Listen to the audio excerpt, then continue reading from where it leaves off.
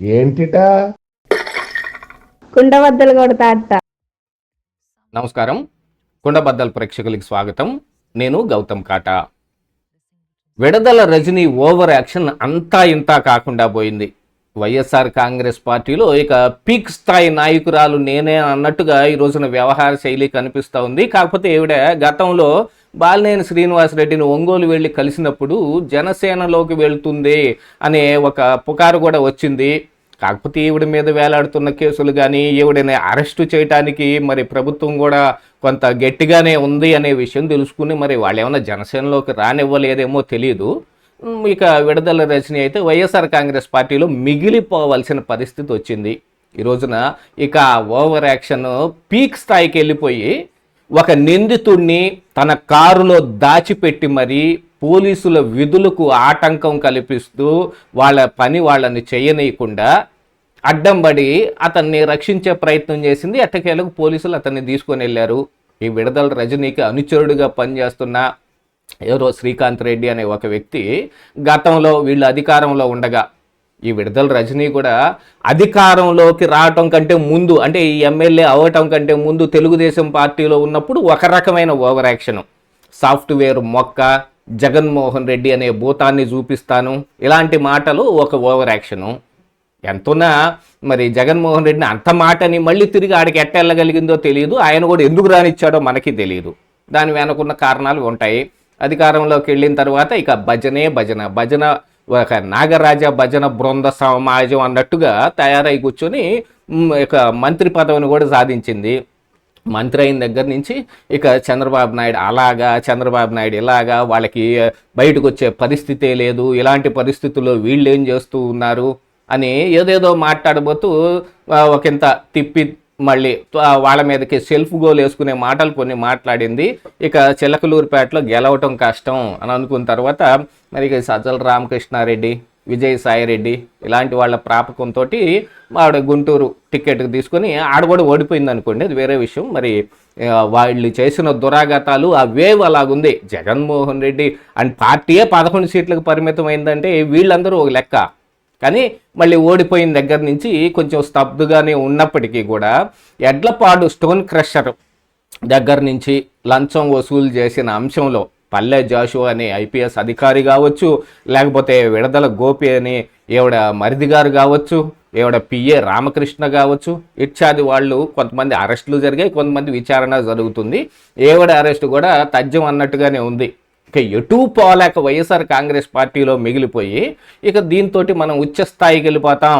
Next మళ్ళీ జగన్మోహన్ రెడ్డి గెలిస్తే మన ప్లేస్ సేఫ్గా ఉంటుంది, మన మంత్రి పదవి సేఫ్గా ఉంటుంది, మనం మళ్ళీ గెలిస్తే అప్పుడు మన సంగతి మనం చూపిస్తామని. యాక్చువల్గా ఏవిడ ఓవర్ యాక్షన్ గెలిచిన కాడి నుంచో మొదలైంది అనుకోండి. ఈ తెలుగుదేశం పార్టీకి సంబంధించిన పిల్లి కోటేశ్వరరావు అనే ఒక వ్యక్తి ఎవడి మీద ఏదో మహానటి అనే ఒక పోస్ట్ ఏదో ఫేస్బుక్లో పెట్టాడనే కారణానికి ఆయన్ని 3rd డిగ్రీ ప్రయోగిస్తూ ఫోన్ కాల్లో వీడియో కాల్ చూసి ఆనందించి అక్కడ ఒక పెద్ద కేసు అయ్యి అక్కడ సిఐఐ సస్పెండ్ అయ్యేదాకా తీసుకొచ్చింది. యాక్చువల్గా ఈ జబ్బు మరి జగన్మోహన్ రెడ్డికి అంటుకుందో లేదు వైఎస్ఆర్ కాంగ్రెస్ పార్టీలోనే ఇలాంటి పెద్ద జబ్బులు ఉన్నాయో, అంటే ఒకరిని హింసిస్తూ మనం ఆనందించటం, దాన్ని వీడియో కాల్లో చూడటం, ఈ అంశాలన్నీ. ఎందుకంటే మరి రఘురామకృష్ణరాజుని కూడా ఇలానే టార్చర్ చేస్తా ఫోన్ కాల్లో చూశారు, వీడియో కాల్లో చూశారనేది కానీ, లేకపోతే ఈ కోటమిరెడ్డి శ్రీధర్ రెడ్డి లాంటి వాళ్ళ ఫోన్ ట్యాపింగులు చేసి అయ్యటన్నిటిని విని ఏంటా నువ్వు అలా మాట్లాడుతున్నావు అని మళ్ళీ తిరిపి వాళ్ళకే వినిపించి వాళ్ళను కూడా కొంచెం టార్గెట్ చేసే రకంగా మాట్లాడటం కానీ ఇలాంటివంతా ఉన్నాయి కదా. ఈ జబ్బు జగన్మోహన్ రెడ్డి కూడా అంటుకుంది. ఇక తర్వాత ఈ విడదల రజనీ ఇక్కడ చిలకలూరుపేట నియోజకవర్గాన్ని అంటే మంత్రి అయిన తర్వాత వదిలేసి గుంటూరు స్థాయికి వెళ్ళిపోయింది. అక్కడ గుంటూరులో పెద్ద పెద్ద స్థాయిలోనే అంటే అసలు అపాయింట్మెంట్ ఇవ్వాలంటేనే 50,000 లక్ష రూపాయల లంచం ఇవ్వాలి అనే పుకార్లు కూడా ఆ రోజున వచ్చాయి. ఎవడి మీద రోజా మీదే ఆ పుకార్లు అనేవి వచ్చినాయి. అపాయింట్మెంట్కి కూడా డబ్బులు వసూలు చేశారండి వీళ్ళు అని. ఇక చిలకలూరుపేటలో అయితే చెయ్యంది ఏమీ లేదు. ఇక్కడ బస్టాండ్కి ఎదురుగా ఉన్న ఒక మార్కెట్ యార్డ్కి ఉన్న బిల్డింగ్ మీద ఏదో పత్తిపాటి పుల్లారావు పేరు ఒకటి వేసుకుంటే అది పీకేసి విడదల రజనీ పేరు వేసుకోవటానికి ప్రయత్నాలు చేసి అక్కడ మరి ఏం సిగ్గుపడిందా, లేకపోతే కొంచెం మళ్ళీ పీకేసి మనల్ని కాలు కింద వేసి తొక్కుతారని అనుకుందో వైఎస్ఆర్ పేరు పెట్టింది. కానీ ముందైతే అక్కడ ఖచ్చితంగా అది విడుదల రజనీ పేరు వేసుకోవాలని అనుకుంది మార్కెట్ యార్డ్ మీద. ఆ రోజుల్లో అది కట్టించినప్పుడు ప్రత్తిపాటి పుల్లారావు అధికారంలో ఉన్న, అప్పుడు కూటమి అధికారంలో ఉన్నప్పుడు కట్టించిన బిల్డింగ్ కనుక ఆయన ఓ పేరు వేసుకున్నాడు. అది కూడా తప్పే. ఆయన పేరు ఎందుకు? ఆయన సొంతంగా ఆయన నిధులతో కట్టించాడా? కట్టించలేదు కదా, అవి గవర్నమెంట్ నిధులతోనే కదా కట్టించింది. రైతు బంధు పత్తిపాటి పుల్లారావు మార్కెట్ యార్డ్ భవనం అని ఏదో ఆయన పేరు వేసుకున్నాడు. ఆ పత్తిపాటి పుల్లారావు అక్కడ విడుదల రజనీ అనేది ఉండాలనేది ఏవిడ కోరిక. కాకపోతే కొంచెం సిగ్గుపడి దాన్ని వైఎస్ రాజశేఖర రెడ్డి వైఎస్ఆర్, దీనికి రైతు బంధు వైఎస్ఆర్ మార్కెట్ యార్డ్ భవనం అని మార్చింది. అలాంటి ఓవర్ యాక్షన్లు కూడా ఇవిడ దగ్గర ఉన్నాయి. ఇక ఇప్పుడు ఈ శ్రీకాంత్ రెడ్డి అనే వ్యక్తి గతంలో వీళ్ళకి అధికారంలో ఉండగా చేసిన ఈ అక్రమాలు ఏమేంటి అయ్యా అంటే, కనీసం ఈ అంగన్వాడీలకి ఈ కోడిగుడ్లు సప్లై చేసే కాంట్రాక్ట్ ఇప్పిస్తానని చెప్పి చిలకలూరుపేటలో ఒక ఇలాంటి వ్యాపారి రత్నారెడ్డి అనే ఒక వ్యక్తి దగ్గర 24 లక్షల రూపాయలు వసూలు చేసి చీటింగ్ చేశాడు. 420 కేసు, చీటింగ్ కేసు. అలాంటి ఒక చీటర్ని ఎవడ వెనుకిడితో తిప్పుకుంటూ ఎవరినో ఒక 2 కుటుంబాలుంటే వాళ్ళని పరామర్శించడానికి వెళ్తూ కారులో ఎవడితో పాటు తీసుకెళ్తుంది. ఎవడిని దాచిపెట్టే ప్రయత్నాలు చేస్తుంది వీళ్ళందరినీ. గతంలో కూడా ఎట్నే సోషల్ మీడియాలో పోస్ట్ పెట్టిన వాళ్ళని అంబటి రాంబాబు కూడా ఇలాగనే దాచిపెట్టి దమ్ముంటే నా కాడికి వచ్చి అరెస్ట్ చేయండి అని అంటే పోలీసులు వీళ్ళు తీసుకొచ్చారు చూడండి. అలాగే ఎవడు కూడా కాపాడటానికి కారులో పెట్టుకొని తిప్పుతుంది.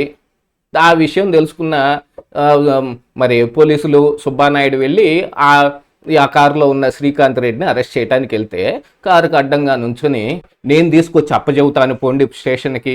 ఇలాంటి మాటలు అవసరమా? పోలీసులు వచ్చారు, అప్పగిస్తే పని అయిపోతుంది. అతని మీద కేసు ఉంది, తప్పించుకొని అయితే వెళ్ళలేడు. దేశం దాటి వెళ్ళటం తప్ప వేరే మార్గం లేదు. చాలామంది వైఎస్ఆర్ కాంగ్రెస్ పార్టీ నాయకులే, పెద్ద పెద్ద నాయకులే, సజ్జల రామకృష్ణారెడ్డితో పాటు నిన్న సిఐడి ఆఫీసుకు కూడా వెళ్ళింది కదా, ఆయనకే తప్పలేదు. అలాంటిది శ్రీకాంత్ రెడ్డిని ఏంటి అని అంటే వీళ్ళందరికీ భయం. వీళ్ళు చేసిన ఒక పని మళ్ళీ తిరిగి ఏమైనా చేస్తారేమో, బాగా దేహశుద్ధి చేయటం, మర్యాదలు అవి చేయటం చేస్తారేమోనని.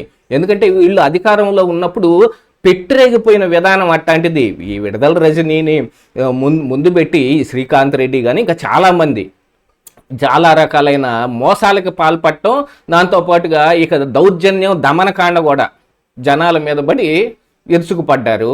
ఈ రోజున మళ్ళీ పోలీసులు ఏమన్నా చేస్తారేమోనని భయపడి దాక్కుని తిరుగుతుంటే ఈవిడ కాపాడే ప్రయత్నం చేస్తుంది. ఎట్టకేలకు పోలీసులు అయితే మొత్తం తీసుకెళ్లారు. కానీ విడుదల రజనీ ఓవర్ యాక్షన్ మామూలుగా లేదయ్యా ఇక్కడ అనే రకంగా తయారై కూర్చుంది. అంత ఓవర్ యాక్షన్ ఇప్పుడు అవసరమా అని ప్రజల్లో కూడా చర్చ జరుగుతుంటే మరి రేపు ఏవడి అరెస్టుకి మరి ఎట్నే మరి జగన్మోహన్ రెడ్డి వచ్చేమన్నా అడ్డం పడతాడా? పడే అవకాశం ఉంటుందా? ఏముంటుంది కదా. కాకపోతే ఈవిడ అరెస్ట్ కూడా రంగం సిద్ధం చేస్తున్నారనేది ఖచ్చితంగా తెలియవస్తున్న అంశం.